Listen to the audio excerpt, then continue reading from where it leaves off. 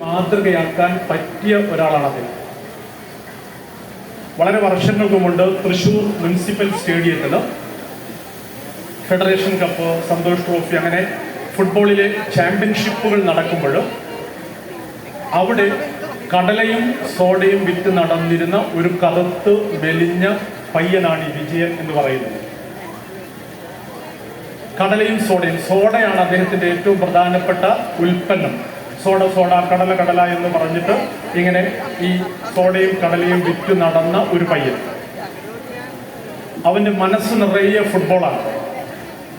പക്ഷെ അവന് ഫുട്ബോൾ തൊടാനോ അല്ലെങ്കിൽ ഫുട്ബോൾ കിട്ടില്ല. അങ്ങനെ മുനിസിപ്പൽ സ്റ്റേഡിയത്തിൽ ഒരു ദിവസം ഫെഡറേഷൻ കപ്പ് നടക്കുന്ന വേളയിൽ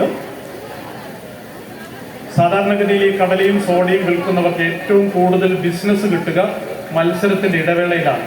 കളി ആദ്യ പകുതിക്ക് പിരിഞ്ഞ് രണ്ടാം പകുതിക്ക് മുമ്പുള്ള ഒരു 10 മിനിറ്റ് ഉണ്ട്. ഈ 10 മിനിറ്റ് സമയത്താണ് നല്ല കച്ചവടം നടക്കുക.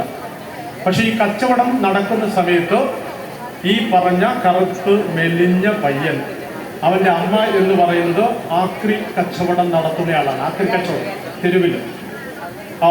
വിജയൻ തന്നെ എഴുതിയിട്ടുണ്ട്, പറഞ്ഞിട്ടുണ്ട്, ആദ്യകാലത്തെ ഭക്ഷണം എന്ന് പറയുന്നത് ഈ ആക്രി പെറുക്കി വിറ്റ് വൈകുന്നേരമാവുമ്പോൾ അമ്മ ആകെ തളർന്ന് വലഞ്ഞ് ചെറിയ ഒരു നോട്ടോ അല്ലെങ്കിൽ ഒരു രൂപ നോട്ടോ 50 പൈസയൊക്കെ ആയിട്ട് വരും.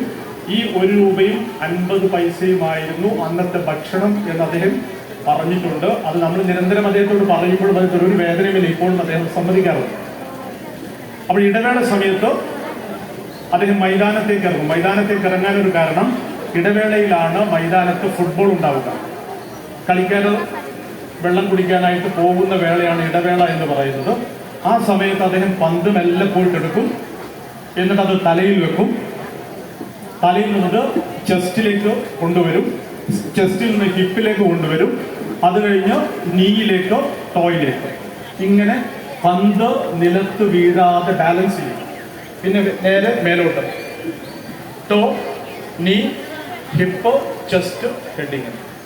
അപ്പൊ ഞങ്ങൾ പത്രക്കാരിത് കണ്ടിട്ട് അന്നത്തെ പോലീസ് DGP ജോസഫ് സാറാണ്, അന്നത്തെ പഴയ കാലമാണ്, 90കളാണ്, അദ്ദേഹത്തോട് പറഞ്ഞതാണ്, കേരള പോലീസിലേക്ക് ഫുട്ബോൾ കളിക്കാരെടുക്കുന്ന സമയമായതുകൊണ്ട് നിങ്ങൾക്ക് പറ്റിയ ഒരു പയ്യൻ തൃശ്ശൂരുണ്ട്, ആ പയ്യനെ ചൂണ്ടിക്കാണിച്ചു. എല്ലാ പത്രങ്ങളിലും വാർത്ത കൊടുത്തു.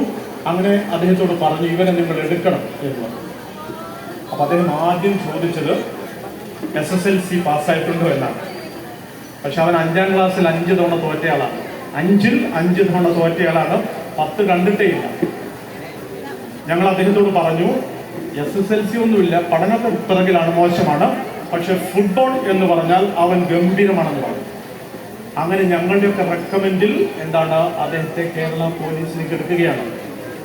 അത് നിങ്ങൾ ഇപ്പോൾ വിജയനോട് ഇപ്പൊ ചോദിച്ചാലും എപ്പോൾ ചോദിച്ചാലും അദ്ദേഹം പറയും, എന്നെ കണ്ടെത്തിയവർ പത്രക്കാരാണ്, എന്നെ വളർത്തി വലുതാക്കിയവർ അവരാണെന്നൊക്കെ ഇപ്പോഴും പറയും. തൃശ്ശൂർകാരനാണ് അദ്ദേഹം. അപ്പൊ ഞാൻ ഈ സ്റ്റോറി പറയാനൊരു കാരണം, 1 മാസം മുമ്പാണ് അദ്ദേഹത്തിന് പത്മശ്രീ പുരസ്കാരം കിട്ടിയത്. അതായത് 5ാം ക്ലാസ്സിൽ 5 തവണ തോറ്റിട്ടും ആ IM വിജയൻ എന്ന് പറയുന്ന ഐനിവളപ്പിൽ വിജയന് രാജ്യം പരമോന്നത പുരസ്കാരങ്ങളിൽ 1 നൽകി ആദരിച്ചു. വലിയ കാര്യമല്ലേ? എവിടെയും എത്തില്ല എന്ന് കരുതിയ ഒരാള് നിശ്ചയദാർഢ്യം കൊണ്ട് ഫുട്ബോളറായി, ഇന്ത്യൻ ക്യാപ്റ്റനായി, വലിയ വലിയ നേട്ടങ്ങളിലേക്ക് പോയി. അദ്ദേഹം രാജ്യത്തിന്റെ പരമോന്നത പുരസ്കാരവും നേടി. ഞാൻ നിങ്ങളോട് പറയുന്നത്, നിങ്ങൾ ഇപ്പോൾ SSLC കഴിഞ്ഞവരാണ്, ഹയർ സെക്കൻഡറി കഴിഞ്ഞവരാണ്, പ്രയാസങ്ങളൊന്നും മനസ്സിൽ തോന്നരുത്. നിങ്ങളുടെ കോൺഫിഡൻസ് ആണ് നിങ്ങളുടെ ആയുധം എന്ന് പറയുന്നത്. ധൈര്യസമയം.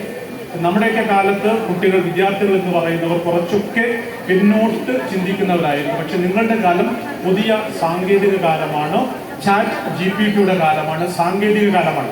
അപ്പൊ നിങ്ങൾ ChatGPTയോട് ഹൂ ഈസ് കമാൽ വരദു അല്ലെങ്കിൽ ഹൂ ഈസ് അബ്ദുറഹ്മാൻ രണ്ടത്താണി എന്ന് ചോദിച്ചാൽ വളരെ കൃത്യമായിട്ട് ChatGPT നിങ്ങൾക്ക് ഉത്തരം നൽകും. അങ്ങനെയുള്ള സാങ്കേതികത ഏറ്റവും ഉയരങ്ങളിൽ നിൽക്കുന്ന ഒരു കാലത്ത് നിങ്ങൾ കോൺഫിഡൻസ് ആയുധമാക്കിയിട്ട് ഉയരങ്ങളിലേക്ക് പോകണം. അതാണ് ചന്ദ്രിക വിഭാവനം ചെയ്യുന്നത്. വായിക്കുക പിന്നെയും വായിക്കുക എന്ന് പറഞ്ഞ CH മുഹമ്മദ് കോയ മുഖ്യ പത്രാധിപരായിരുന്ന ഒരു സ്ഥാപനമാണ് ചന്ദ്ര. അദ്ദേഹം കേരളത്തിന്റെ മുഖ്യമന്ത്രിയായിരുന്നു. വിദ്യാഭ്യാസ മന്ത്രിയായിരുന്നു, പൊതുമരാമത്ത് വകുപ്പ് മന്ത്രിയായിരുന്നു, സ്പീക്കറായിരുന്നു. ഇങ്ങനെ എല്ലാ തസ്തികകളിലും വിരാജിച്ച ഒരു മനുഷ്യൻ ഇരുന്ന ഒരു പത്രസ്ഥാപനം നിങ്ങളോട് പറയുന്നതും വീണ്ടും വായിക്കുക, വായിക്കുക, വായിക്കുക. എന്നിട്ടോ നിങ്ങളുടെ ആത്മവിശ്വാസം ആയുധമാക്കിയിട്ട് തോൽക്കില്ല എന്ന ശപഥം എടുത്തുകൊണ്ട് മുന്നോട്ട് പോകും. അതാണ് ആമുഖമായിട്ട് പറയാനുള്ളത്.